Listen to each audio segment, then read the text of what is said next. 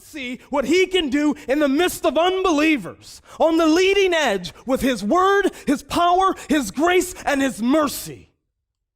For God's sakes, we're Lutheran. This is what we know. Wittenberg Project, we're here today. I'm going to release this during Martin Luther King week, and a lot of times during that week, people talk about racial issues, reconciliation, and division, and things of that nature. But I wanted to take a time out to show diversity and to just get different viewpoints on various things within our tradition and our culture.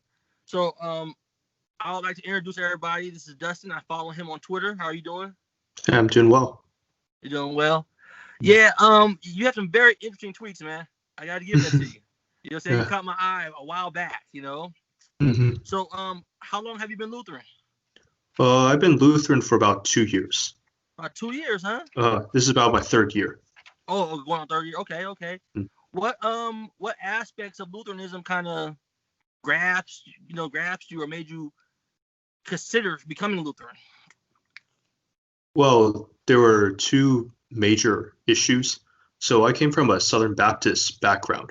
Okay. And so, yes, they have a different view of the sacraments. That's the first issue of why I was interested in Lutheranism, because we believe in the real presence during the Eucharist and the Lord's Supper. And another issue was the salvation, as far as how man's free will goes. For Lutherans, we are monergists. Right. Man cannot cooperate with God and make a decision to achieve salvation. Right. Definitely. Like those are key. What like for me, I totally relate. Like the sacraments is what kind of grabbed a hold of me and was like, this is historic truth that I didn't know of, that really drove me to delve more into it. How did you initially hear about Lutheranism? Because like we're not, sad to say, we're not huge on like Baptist. We're not huge on all in your face. You know what I'm saying?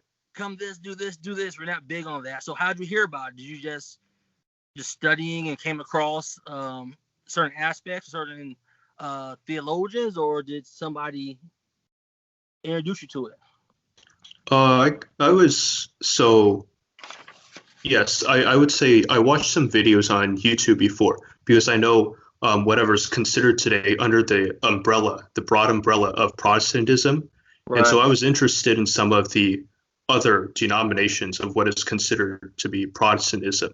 And so I looked into the earlier ones, for example, like Lutheranism, probably the earliest one. And so I saw some videos, and I was wondering what their view on the Eucharist was. And so I came across some videos by various pastors. And so that's what made me also reanalyze some of these passages. Yeah, that's interesting, because I talked to a couple pastors. I mean, I know a few people, you know what I'm saying? And we always talk about the aspect of how the internet has enabled us to reach out to more people, you know what I'm saying? To introduce the historic truths to a more broad audience than relying on street to street, face to face type, you know what I'm saying, Great Commission or evangelism, you know what I'm saying, to let people know correct doctrine in that sense. So that's awesome that actually played out for you. Do you happen to remember who were some of the channels you saw or some of the pastors? It was Higher Things, Pastor George Borghardt. Okay. Mm-hmm. All right. Yeah, I know Higher Things, Justin Center. It's a lot of them out there, you know what I'm saying, that we're getting more and more involved in reaching out in that sense, you know what I'm saying? So in regards to our denomination, not very diverse, you know what I'm saying? Mm. What do you think Lutheranism could do to make it more aware? Because for me as a Black Christian, you know what I'm saying, I didn't have someone reach out to me, or most of my friends weren't Lutheran in that sense. I kind of, like you, had to find out on my own accord. I had to find ways and research and study and basically end up navigating that path. For instance, in the Black community, I think that things like YouTube and stuff, you know what I'm saying, is a great means for me to reach out to other Black people and let them know that yes, it's not very diverse, but this is the historic truth, and share that. You know what I'm saying? Do you think there's any steps that you could think of, or anything in that regards? Well, so come from a Chinese family, and Right. so I think if we could do more missionary work in Chinese, have more resources in that, I think we can definitely reach out to the Chinese Americans here.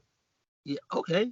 No, I definitely understand that, because I mean, even missionary work in the United States, like a lot of times people will always, saying, talk about going overseas, which is great, which is great. Never downplaying that, but I think you're right. Even stuff in the States, you know what I'm saying? Because when you look at a lot of Lutheran conferences and things of that nature, and nothing's wrong with that, because they are preaching the truth and things of that nature.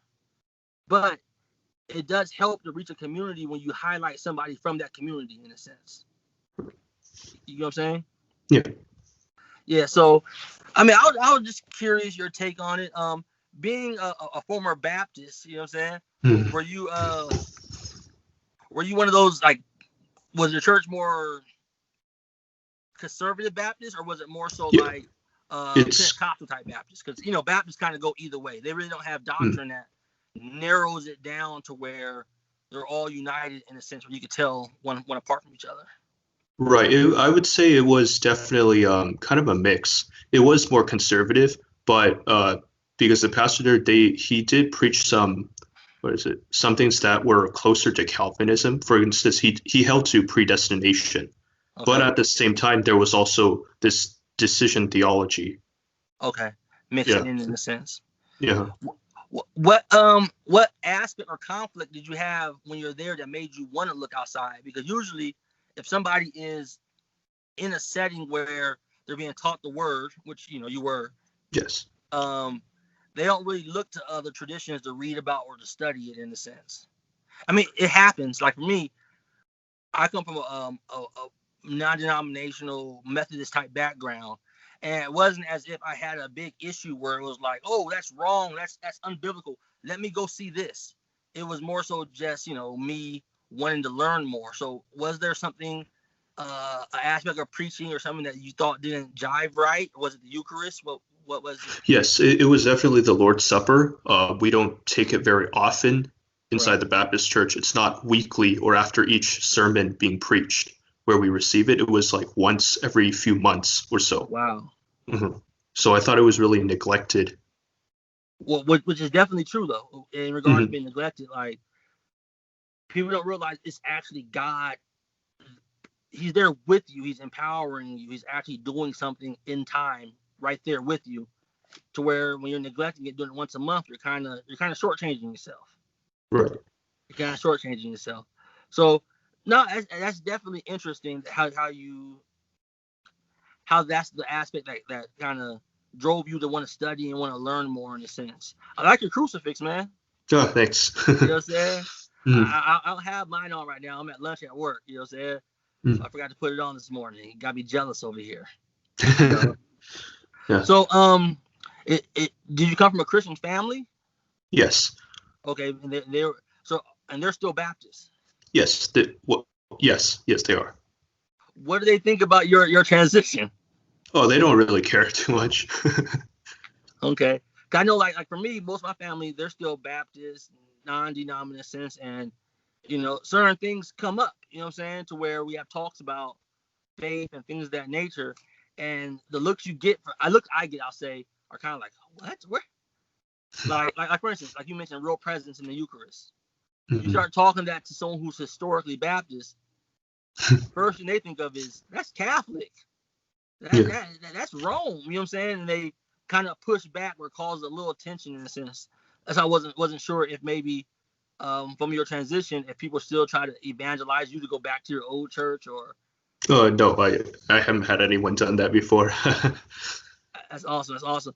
So you're in school right now? Yes, I'm studying computer science right now at a university. Oh, okay, okay. I saw in your bio it said it had university on there, so Yes. I figured you probably were. So how long you been on Twitter? Oh, for 2 years, 2 years? about 2 years. Yeah. Yeah, like I said, I ran into your tweets, and if someone's Lutheran, I pretty much follow them. You know, Mm-hmm. you know. But like I said, throughout the mix, I do notice people's tweets. I do notice various things, and yours is one of the ones I noticed. So I definitely wanted to reach out and just get your perspective to talk about, you know, the historic truths that led you to come this route to Lutheranism, to confession, and things of that nature. You know, because it's a very interesting thing how people. For me, it was baptism more so than Lord's Supper. Mm-hmm. So for me, it was more so the aspect of I have kids. You know, what I'm saying it was more so the aspect of, do I baptize my kid or not? You know, like I already baptized my child because the Methodists do baptize babies, but Yeah. to learn about why and start studying more into it, and that opened Pandora's box. You know what I'm saying? Mm-hmm. It opened the box up where I was like, this is amazing. This biblical truth and these passages are amazing that you never really hear about. Right. That's kind of what also happened with me as well. When I noticed there was a problem with one issue, I noticed a lot more, and that sort of opened the floodgates. And then I started getting into original sin, monergism, and all that stuff. Right. Right. And those are big deals. Yeah. Those are big deals, knowing that it's actually God calling, coming to you, and nurturing your faith, rather than it being all on you. And it gives such comfort. It gives us comfort to know that. You know, as a Baptist, well, you're not Baptist no more. Sorry about that. I don't want to offend you. It's kind of a bad word. You know what I'm saying? But coming from your Baptist background, in a sense, was it hard to get used to the liturgy, how things are set up differently? Because, like for me, for instance, when I first came, the confession and absolution, how every Sunday we pronounce corporately that we're all sinners, we've all fall short of the glory of God, and deeds done and deeds left undone. Like to me, that was amazing. I was like, what? I couldn't believe what I was hearing. Like I'd never heard anything like that before. So the liturgy actually, it truly impacted me also in regards to sacraments. Was that something that you noticed also? Yes. Yes, definitely a different worship style. Because the Baptists are typically more low church. Like you would have a pastor who preaches for most of the sermon, well, for most of the service, like for 45, 50 minutes. While inside Lutheran Church, it's Right, very short. different. Yeah. Yeah. And I noticed the more so the aspect of talking about my own sin. You know what I'm saying? Like acknowledging I'm a sinner, I need Christ, I need this, rather than it's sin out there in the world and we're the good guys in the battle. You see what I'm saying? Like that's kind of the difference I noticed, in a sense where they have no confession absolution part for you. It's more so about the sin in the world and how God saved you, which is true, but nothing ever addresses the personal aspect of it. Right. Because I wouldn't hear original sin as we would define it being preached, where when we're born, we're already inherited with sin. Meanwhile, like typically for Baptists, it would be, oh, you have a sinful nature, you cling to sin. But that's about it. They don't go out and preach that you are born with sin. As it says in Psalms 51, verse 5, where David, he was talking about how his mother conceived him in sin. Yes. Yeah, definitely. Now you're 100% right, man. You're 100% right.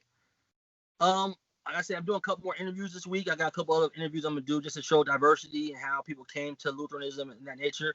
I want to thank you for taking time out to speak to me. You know what I'm saying, real quickly. I don't want to take your day up. I don't know if you have other things going on or whatnot. You know what I'm saying, but I definitely appreciate it. You know, and are there any resources that you found that helped you that you want to share, other than Higher Things? Higher Things. There was also Pastor Wolf Muller's channel, and yeah, I think that's about it. In some other channels, I can't remember right off the top of my head. Okay, totally understand. There's also the Wittenberg Project channel. People check it out. Yeah. But definitely, man. So thank you for coming on, man, and talking to me for a couple minutes just about Lutheranism and your thoughts in that regard. All right, thank you too for having me on this. No problem, man.